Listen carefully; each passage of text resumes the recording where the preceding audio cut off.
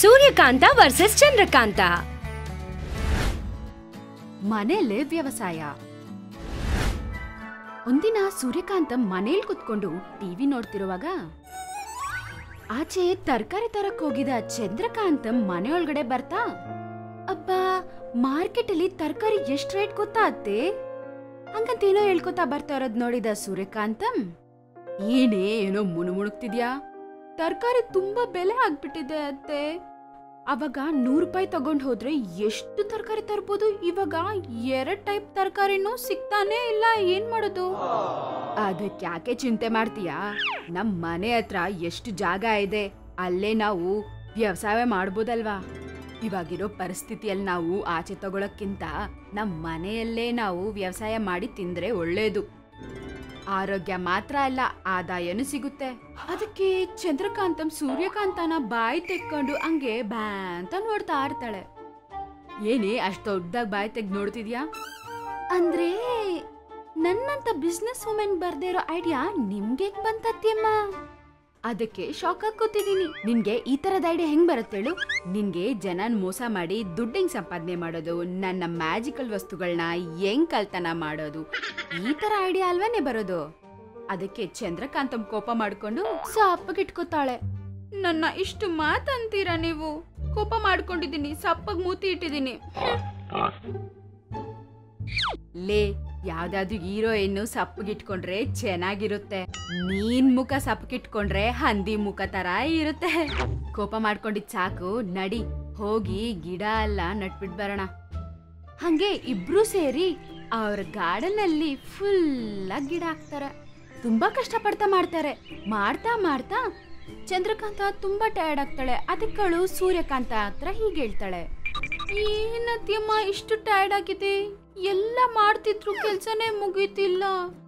ಅತ್ಯಮ್ಮ ನಿಮ್ಗೆ ಮ್ಯಾಜಿಕ್ ಗೊತ್ತಲ್ವಾ, ಪ್ಲೀಸ್ ನಿಮ್ ಮ್ಯಾಜಿಕ್ ಅಲ್ಲಿ ಇದೆಲ್ಲ ಅದೇ ಆಗ್ಬಿಡೋ ತರ ಮಾಡಿ ಅತ್ತಮ್ಮ. ಲೇ, ಮನುಷ್ಯರಂದ್ಮೇಲೆ ಸ್ವಲ್ಪ ಕೆಲ್ಸ ಮಾಡ್ಬೇಕೆ. ಮ್ಯಾಜಿಕ್ ಅಂದ್ರೆ ತುಂಬಾ ಅವಶ್ಯಕತೆ ಇದ್ದಾಗ ಮಾತ್ರ ಅದನ್ನ ಉಪಯೋಗ ಮಾಡ್ಬೇಕಾಯ್ತಾ? ಈಗ ನಡಿ ಹೋಗೋಣ, ತುಂಬಾ ಕೆಲ್ಸ ಬಿದ್ದಿದೆ ಅಲ್ಲಿ. ಛೇ, ಯಮ್ಮ ಒಬ್ಳು ಮ್ಯಾಜಿಕ್ ಅಲ್ಲಿ ಬೇಗ ಮುಗ್ದೋಗೋ ಕೆಲ್ಸ ದಿನ ಪೂರ್ತಿ ಮಾಡಿಸಿದಾಳೆ ಹಂಗಂತ ಮನ್ಸಲ್ಲಿ ಅನ್ಕೋತಾ ಹೋಗ್ತಾಳೆ. ಆಮೇಲೆ ಅವರು ಕೆಲ್ಸ ಮಾಡೋದ್ ಶುರು ಮಾಡ್ತಾರೆ. ಚಂದ್ರಕಾಂತ ಎಲ್ಲಾ ಗಿಡ ಅಲ್ಲಿ ಹಾಕ್ತಾರೆ. ಇಬ್ರು ಮಸ್ತ್ ಖುಷಿ ಆಗ್ತಾರೆ. ದಿನ ಹಿಂಗೆ ಕಳೀತಿದೆ. ಆದ್ರೆ ಗಾರ್ಡನ್ ಅಲ್ಲಿ ಎಲ್ಲೂ ತರಕಾರಿನೇ ಬಂದಿಲ್ಲ.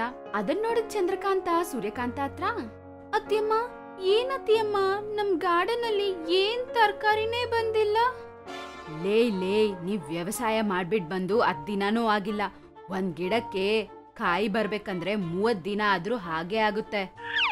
ಏನು 30 ದಿನನಾ? ಅಯ್ಯೋ, ನಾನು ಅಷ್ಟೆಲ್ಲ ವೇಟ್ ಮಾಡಕ್ಕಾಗಲ್ಲ ಅತ್ತಿಯಮ್ಮ.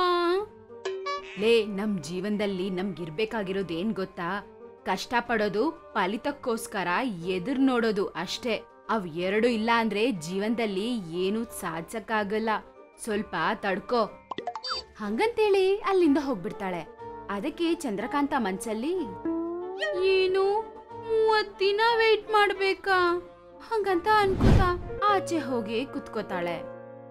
ಆಗ ಅಲ್ಲಿಗೆ ಅವತಾರಂ ಬರ್ತಾನೆ. ಸೊಪ್ಪು ಕುತ್ಕೊಂಡಿದ್ ಚಂದ್ರಕಾಂತ ನೋಡಿ, ಬುಚ್ಚಕ್ಕಿ ಏನಾಯ್ತಕ್ಕ ಅಷ್ಟು ಸಪ್ಪಗಿದ್ಯಾ? ಏನ್ ವಿಷಯದ ಬಗ್ಗೆ ಯೋಚನೆ ಮಾಡ್ತಿದ್ಯಾ?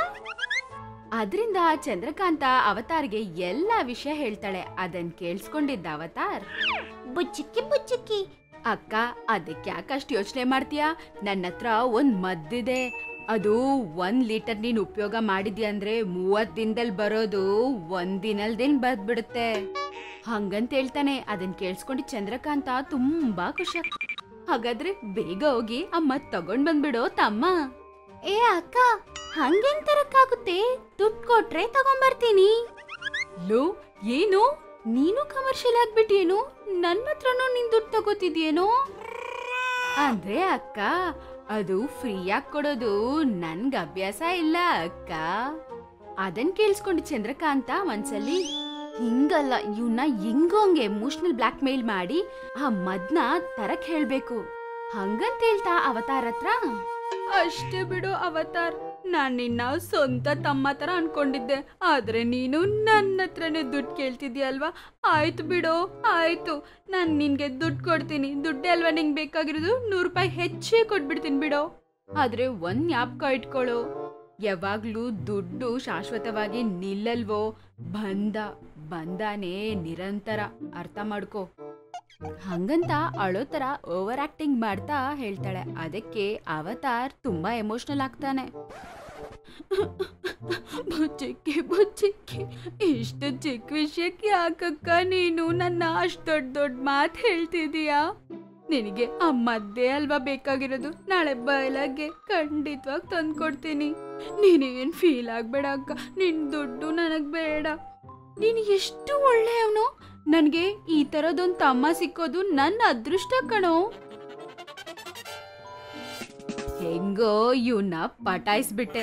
ಎಷ್ಟಾದ್ರೂ ನಮ್ ಆಕ್ಟಿಂಗ್ ಫಸ್ಟ್ ಕ್ಲಾಸೇ ಹಂಗಂತ ಅನ್ಕೋತಿರ್ತಾಳೆ. ಮಾರನೇ ದಿನ ಬೆಳಗ್ಗೆ ಅವತಾರ ಅವಳಿಗೆ ಔಷಧಿ ತಂದು ಕೊಡ್ತಾನೆ. ಚಂದ್ರಕಾಂತಂ ರಾತ್ರಿ ಅವ್ರ ಅತ್ತೆ ನೋಡ್ದೇ ಇರೋಂಗೆ ಲೀಟರ್ ಔಷಧಿ ಗಿಡಕ್ಕೆ ಹಾಕ್ತಾಳೆ. ಅಷ್ಟೇ, ಮಾರನೇ ದಿನ ಬೆಳಗ್ಗೆನೆ ಆ ಗಿಡ ತುಂಬಾ ದೊಡ್ಡದಾಗ್ಬಿಡುತ್ತೆ. ಅದನ್ನ ನೋಡಿ ಚಂದ್ರಕಾಂತಂಗೆ ಫುಲ್ ಖುಷಿ ಆಗ್ಬಿಡುತ್ತೆ. ಅವಳಷ್ಟುಗಳೇ, ವಾವ್, ಅವತಾರ್ ಹೇಳ್ದಂಗೆ ಗಿಡಗಳು ತುಂಬಾ ಚೆನ್ನಾಗಿ ಬೆಳೆದಿದೆ. ಆದ್ರೂ 1 ಲೀಟರ್ ಹಾಕಿದ್ದಕ್ಕೆ ಗಿಡಗಳೆಲ್ಲ ಎಷ್ಟು ಚೆನ್ನಾಗಿ ಬೆಳೆದ್ಬಿಟ್ಟಿದೆ.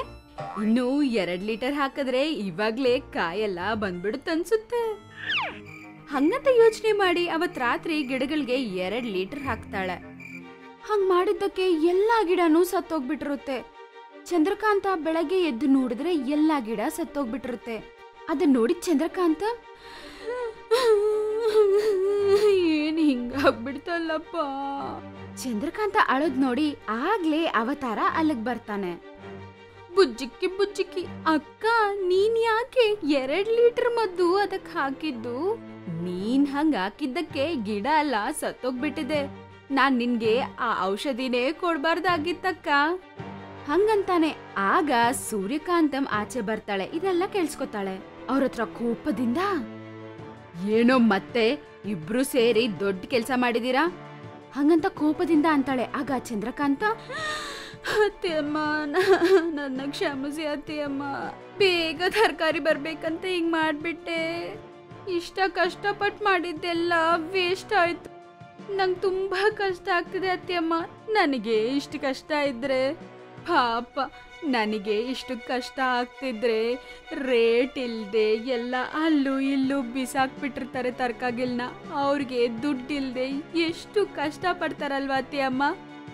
ಚಂದ್ರಕಾಂತ ಮಾತಲ್ಲಿ ಪಶ್ಚಾತ್ತಾಪ ನೋಡಿದ ಸೂರ್ಯಕಾಂತ ಚಂದ್ರಕಾಂತನ ಕ್ಷಮಿಸ್ತಾಳೆ. ಮತ್ತೆ ಅದೇ ಜಾಗದಲ್ಲಿ ಅವರು ವ್ಯವಸಾಯ ಮಾಡಕ್ ಶುರು ಮಾಡ್ತಾರೆ.